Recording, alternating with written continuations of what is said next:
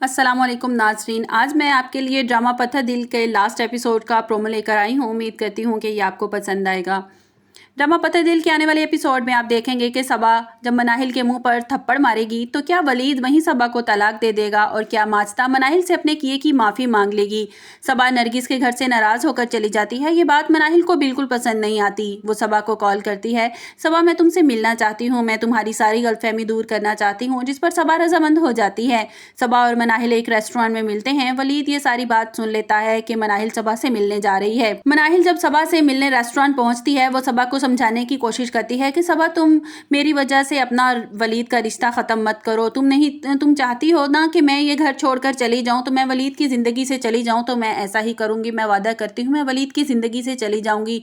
ये बात ठीक है कि मैं वलीद को पसंद करती हूँ और वलीद भी मुझे पसंद करता है, लेकिन मैं इतनी खुदगर्ज नहीं हूँ कि मैं अपनी खुशियों के लिए दूसरों की खुशियों का गला घोंट दूँ। ये बात सुनती है सबा तो बहुत गुस्से में आ जाती है और मनाहिल के मुँह पर ज़ोरदार थप्पड़ रसीद करती है।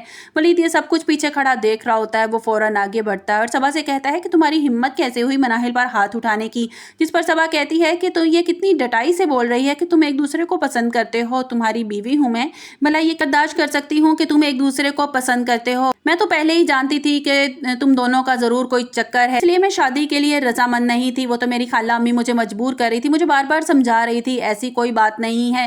वलीद कहता है कि तुम्हें ये सोचना है, जो सोचना है समझना है, तुम समझती रहो, मुझे इससे कोई फ़र्क नहीं पड़ता। हाँ, मैं मनाहिल को पसंद करता हूँ और अब इससे ही शादी करूँगा और तुम्हारे घर तलाक के पेपर जल्दी पहुँच जाएंगे। जिस पर सबा गुस्से से वहाँ से चली जाती है। सबा घर जाकर बहुत रोना पीटना डालती है। अपनी खाला अम्मी से कहती है कि वलीद ने मुझे बहुत जलील किया, वो इतनी डटाई से दोनों मेरे सामने अपनी मोहब्बत का इजहार कर रहे थे। आप कह रही थी ना कि ये ऐसा कुछ नहीं है, आप ये बात मेरी मानने को तैयार नहीं थी। सबा की खाला अम्मी को भी बहुत गुस्सा आता है। वो नरगिस को कॉल करती है और कहती है कि वलीद ने आज सबा की बहुत बेइज्जती की है। तुम्हारे बेटे को अगर मनाहिल में दिलचस्पी थी, वो मनाहिल को पसंद करता था, तो तुमने इसकी शादी मनाहिल से ही करवा देनी थी। मेरी बेटी की ज़िंदगी बर्बाद करने की क्या ज़रूरत थी। इस पर तो तलाक जैसे के दामन पर तो तलाक जैसा धब्बा लग जाएगा ना, दाग लग जाएगा। जिस पर नरगिस कहती है कैसी बातें कर रही हो, मैं वलीद को समझाऊंगी। जिस पर सबा की खाला अम्मी कहती है अब इसकी कोई ज़रूरत नहीं है, सबा ने अपनी आंखों से सब कुछ देख लिया है, वो वलीद से कभी शादी के लिए रजामंद नहीं होगी। लेकिन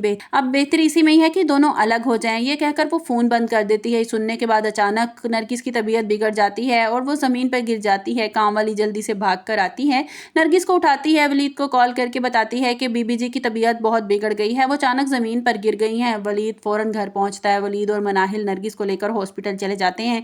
नरगिस की तबीयत बहुत बिगड़ जाती है, इसको हॉस्पिटल में कुछ दिन रहना पड़ता है। नरगिस वलीद को बताती है कि अगर तुम्हें मनाहिल पसंद थी तो तुम मनाहिल से शादी करना चाहते थे तो तुम मुझे बता सकते थे। तुम जानते हो कि सबा की खाला अम्मी ने मुझे फ़ोन करके कितनी बातें सुनाई हैं। काम वाली भी वलीद को बता देती है कि किसी की कॉल आई थी। इसके बाद अचानक से बीबी जी की तबीयत बिगड़ गई। वलीद समझ जाता है कि ज़रूर ये खाला अम्मी की कॉल ही थी जिसकी वजह से माँ की तबीयत बिगड़ी है। वो अपनी माँ से कहता है कि माँ, मैं आपको बताना चाहता था लेकिन मनाहिल ही इस बात के लिए रजामंद नहीं थी। माँ, मैं वैसे भी सबा मेरी हम मिजाज नहीं थी, वो मुझे समझने को तैयार नहीं थी। मैं क्या चाहता हूँ, मेरी ज़िंदगी में क्या चल रहा है, इससे इसको कोई फ़र्क नहीं पड़ता।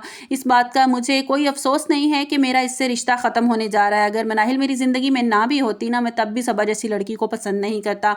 नरगिस कहती है ठीक है बेटा, जैसा तुम चाहते हो वैसा ही होगा। जिस पर वलीद कहता है कि माँ, उसके लिए तो आपको जल्दी से ठीक होना पड़ेगा। कुछ दिन हॉस्पिटल में रहने के बाद नरगिस डिस्चार्ज होकर हॉस्पिटल से घर आ जाती है। घर पहुँचने के बाद जैन, ज़ारा और माजदा नरगिस के घर पहुँच जाते हैं। माजदा का रो रो कर बुरा हाल होता है। वो मनाहिल को अपने गले लगाती है और कहती है कि मनाहिल, मैं अपने किए पर बहुत शर्मिंदा हूँ।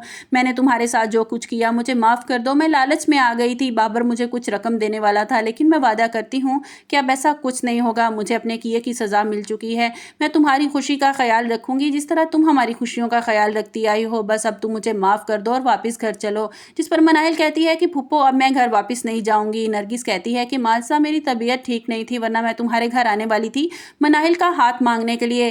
जिस पर एक मरतबा तो माजदा हैरान रह जाती है और फिर इसके चेहरे पर खुशी के तासरात फैल जाते हैं। वो कहती है ठीक है नरगिस, ठीक हो गई हो ना, तो अब हम वलीद और मनाहिल की शादी कर देंगे। मेरी बच्ची जिस طرح خوش ویسے میں خوش۔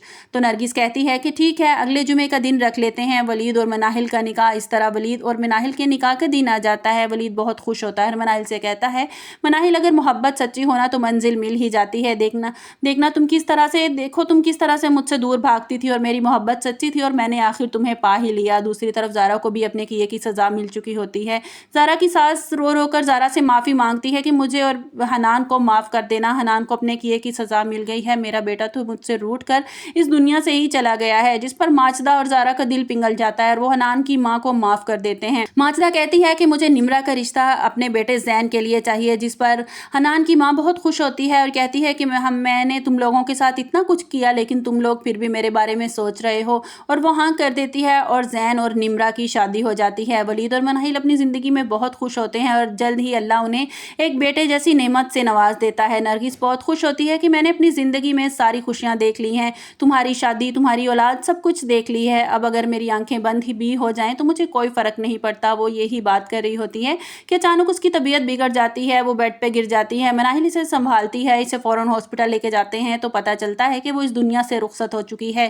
ولید اور مناہل نرگس کی وفات پر بہت غمزدہ ہوتے ہیں، لیکن وقت کے ساتھ ساتھ ان کے زخم بھر جاتے ہیں اور وہ اپنی زندگی میں آگے بڑھ جاتے ہیں۔ ولید مناہل کو پا کر بہت خوش ہوتا ہے اور مناہل اور ولید لان میں بیٹھے ہوتے ہیں، ان کا بیٹا بھی ان کے پاس کھیل رہا ہوتا ہے۔ ولید کہتا ہے کہ مناہل، کیا تمہیں یاد ہے کہ ہم نے زندگی میں کتنا کچھ برداشت کیا ہے؟ وہ یادیں میرے ذہن میں، میرے دماغ میں ہمیشہ رہیں گی۔ میں نے تمہیں حاصل کرنے کی کتنی کوشش کی لیکن تم ہاں کرنے کے لیے تیار نہیں تھی۔ جس پر مناہل مسکرانے لگتی ہے اور کہتی ہے، چھوڑیں اب سب ان باتوں کا کوئی فائدہ نہیں ہے، اب ہماری شادی ہو چکی ہے، ہمارا بیٹا ہو چکا ہے اور یہی ہماری زندگی کی حقیقت ہے۔ آپ کو یہ ڈرامہ پتہ دل کا اختتام کیسا لگا؟ ہماری ویڈیو کو لائک اور سبسکرائب ضرور کیجیے گا۔